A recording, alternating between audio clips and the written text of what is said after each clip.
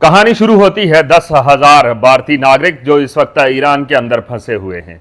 अब ईरान से फ्लाइट तो कोई है नहीं है, लेकिन जो भारतीय गवर्नमेंट है वो अंदरूने खाना को मिनते तरले भी कर रही है। लेकिन उसके साथ साथ एक बड़ी खबर जो इस वक्त तक की है कि इसराइल के दांत जो हैं वो खट्टे हो चुके हैं।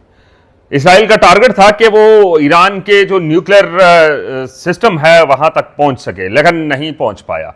अब अमेरिका को वो अपने साथ घसीट कर इस सारी जंग के अंदर ला रहा है। वजह क्या बनी? पहली खबर, ईरान के अंदर 10,000 भारतीय शहरी जो जिनमें ज़ायरीन भी हैं, काम करने वाले, पढ़ाई वाले, वो लोग जो ईरान में मौजूद थे, अचानक से इसराइल की जानब से हमला होता है और उसके बाद एयर स्पेस बंद कर दी जाती है। पाकिस्तान की एयर स्पेस पहले से ही भारत के लिए बंद थी और अब वो 10,000 लोग जो इस वक्त ईरान के अंदर मौजूद हैं, उन्होंने इस अपनी गवर्नमेंट के ऊपर प्रेशर बिल्ड किया। लेकिन गवर्नमेंट की जो जग हसाई इस वक्त हो रही है, G7 समिट हो, वहाँ पे मेरे देश के वासियों नरेंद्र मोदी, उनके साथ किसी ने तस्वीर बनाना गवारा ना किया। अब कुछ साइडलाइन मीटिंग्स थी, उन मीटिंग्स के अंदर जो तस्वीर बनी, जिनमें इटालियन जो उनकी प्राइम मिनिस्टर हैं, उसके बाद फ्रांस की, वो तस्वीर अब इंडियन मीडिया उनको चला रहा है और ये तासर ज़ायल करने की कोशिश कर रहा है कि नरेंद्र मोदी जो है वो इस वक्त आलमी तवज्जो का मरकज़ बने हुए हैं। लेकिन नरेंद्र मोदी के साथ डोनाल्ड ट्रंप ने तस्वीर नहीं खिंचवाई। उसकी वजह बहुत सारी हो सकती है, लेकिन सफारती महाज के ऊपर इस तरह के इक़दाम को सफारती तन्हाई भी कहा जाता है। अब दुनिया ने भारत के साथ जो अपने मामलात थे वो थोड़े से डिफरेंट कर लिए हैं और साथ में पाकिस्तान के आर्मी चीफ अमेरिका के दौरे पे हैं। अब से कुछ देर कबल तक उनका जो वहाँ कैंट हाउस में डिनर था, उस डिनर में शिरकत करना थी और उसके बाद डोनाल्ड ट्रंप के साथ मुलाकात भी। और मुलाकात के अंदर जो मौज़ूआत डिस्कस होंगे उनमें एक तो आर्मी चीफ ने बता दिया कि जो मादनियात हैं, सरमायाकारी है, दिगर मामलात हैं, उनके ऊपर बात होगी। लेकिन नरेंद्र मोदी जो है वो इस वक्त, जिसको हम अपनी जो पेंडू लैंग्वेज है उसके अंदर ये कह सकते हैं कि वो बेइज्जत हो चुके हैं।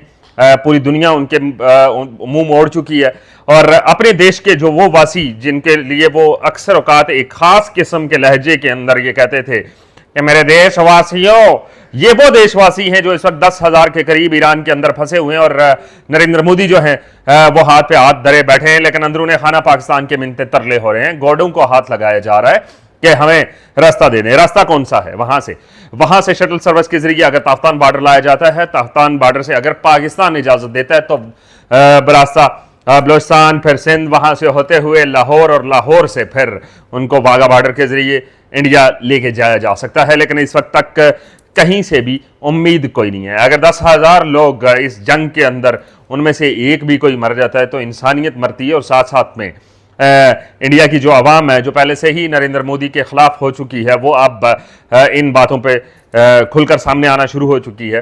अब देखना यह है कि अगले 24 घंटे के अंदर उन 10,000 देशवासियों का क्या होगा, उन नागरिकों का क्या होगा। लेकिन इसके साथ साथ इसराइल इस वक्त बैकफुट पे जाने के लिए रास्ते तलाश कर रहा है कि कौन सा ऐसा रास्ता देखा जाए जिससे इस सारी जंग जो उसने एक ईरान के ऊपर मसलत की थी उससे पीछे भी हट जाऊं और मेरी इज्जत भी बच जाए। क्योंकि दुनिया भर में उसके साथ जो कुछ हो रहा है इस वक्त, या उसके अपने शहरों के अंदर ईरान की जानब से जो ड्रोन अटैक्स किए गए, जवाबी वार जिसको कहा जा सकता है, उसके बाद जो इसराइल है उसने अमेरिका से मदद मांगी है कि अब्बा जी मदद कर दें, हम इस वक्त फंस चुके हैं। असल वजह क्या है? असल वजह जो उनका न्यूक्लियर सिस्टम है वो ज़मीन से 90 मीटर नीचे है और इसराइल वहाँ पे टारगेट नहीं कर सकता। इतने जो इक्विपमेंट्स हैं, इतने मजबूत जो बॉम्ब्स हैं वो उसके पास नहीं हैं। असल टारगेट उसका यही था कि ईरान के एटॉमिक सिस्टम के ऊपर हमला किया जाए ताकि ईरान की जो एक अजारादारी है उसको ख़त्म किया जाए। लेकिन ईरान ने उसकी अजारादारी ऐसे ख़त्म की जैसे यहाँ पे खाक रखें और फूंक मार दें। उसके बाद अब ईरान के ऊपर पाबंदियां पहले से ही लगी हुई थी। अब कहानी में ट्विस्ट उस वक्त आता है जब बेंजामिन नेतन्याहू ने डोनाल्ड ट्रंप से रब्ता किया और फिर डोनाल्ड ट्रंप ने कल से परसों 2 ट्वीट्स की कि सरप्राइज, सरेंडर्ड और इस टाइप की बातें। उनकी वजह से जो आलम इस्लाम है वहाँ पे तो तशवीश की लहर दौड़ी। लेकिन कुछ लोग बड़े परेशान थे जो इस मुद्दे के ऊपर तहकीकात करते थे कि अगर एटमी जंग छिड़ जाती है तो अगले कुछ दिनों के अंदर ईरान जो है वो एटमी धमाके कर सकता है।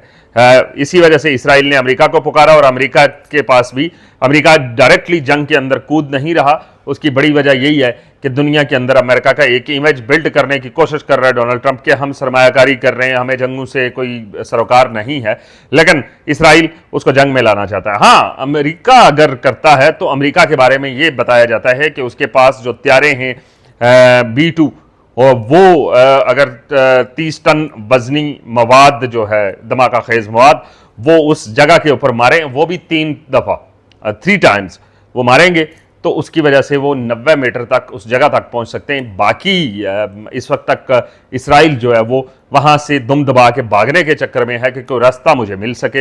हज़ारों शहरी इस वक्त बेघर हो चुके हैं, चाहे वो ईरान के हैं चाहे इसराइल के हैं।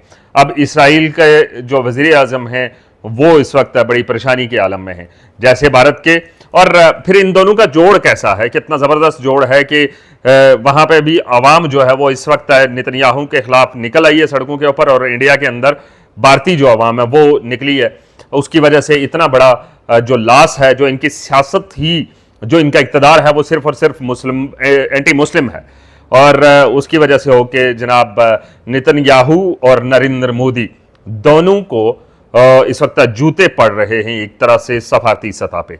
अब ईरानियों ने तो उसका बड़ा डटकर मुकाबला किया। ईरान की तरफ से जो एक्टिविटीज़ की गई डेफिनेटली वो बड़ी थी। पाकिस्तान ने जो अपने ज़ायरीन थे, स्टूडेंट्स थे, दीगर लोग जो बिजनेसमैन थे ईरान गए हुए थे, उनको 300 से ज़ायद लोगों को तफ्तान बॉर्डर के थ्रू उनको वापस बहिफाजत वतन ले आए। लेकिन इंडिया के जो नरेंद्र मोदी जी हैं और उनका गोदी मीडिया, वो अपने शहरियों को अगर तहफ़्फ़ुज़ देने में नाकाम रहता है तो यकीनन वहाँ पे भी हालात ख़राब हो सकते हैं। पहले ही बहुत सारी तहरीकें चल रही हैं और एक और तहरीक चलेगी, और फिर अभी अहमदाबाद का वाक़या, उसके बाद उनके राफेल और बहुत सारे ऐसे सरप्राइज़ जो पाकिस्तान की तरफ से दिए गए और कुछ कुदरत की जानिब से उनको दिए गए। बहरहाल देखना यह है कि अगले 24 घंटों के अंदर ये ऊँट किस करवट बैठेगा। क्या पाकिस्तान उन 10,000 अफराद को वहाँ से बहिफाजत निकालने की जो भारतीय रिक्वेस्ट है उसको कबूल करता है या नहीं। लेकिन ये 24 घंटे बड़े अहम हैं। जो भी अपडेट्स आती रहेंगी आप तक पहुँचाते रहेंगे। दीजिए इजाज़त, अल्लाह हाफ़िज़।